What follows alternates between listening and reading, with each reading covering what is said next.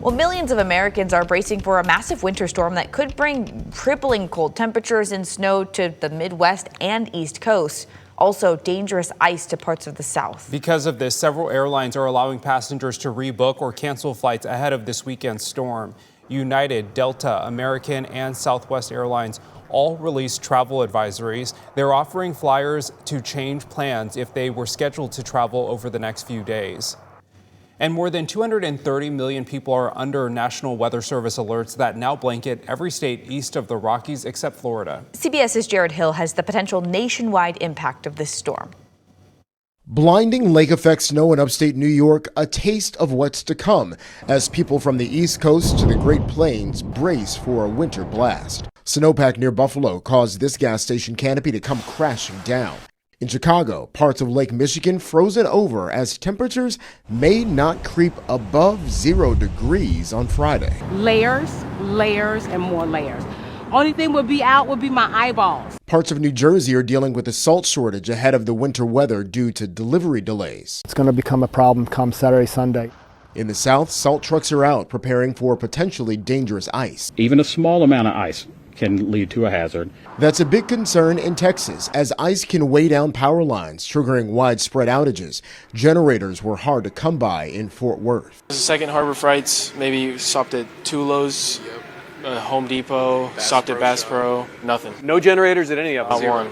In 2021, more than 200 people died in the state in connection to a paralyzing ice storm.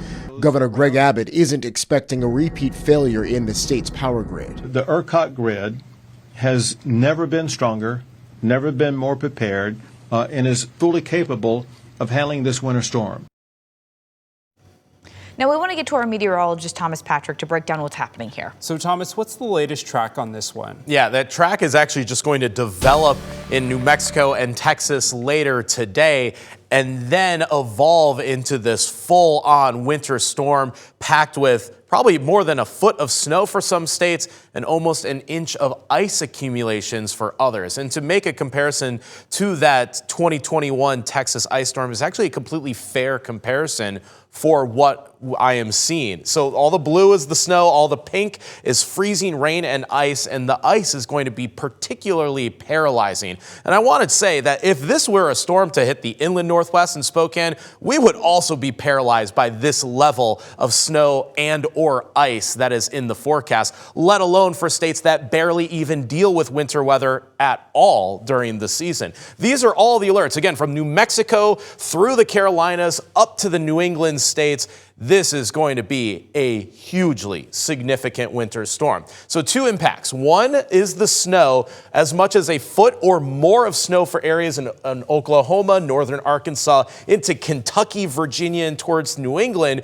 But remember, it's the ice that can be particularly dangerous. That will be heaviest over Texas, Arkansas, northern Mississippi, and into the Carolinas and Virginia. And for those that actually get both snow and ice, it could take days or even weeks to clean up the mess or the damage that's going to be caused by this major winter storm.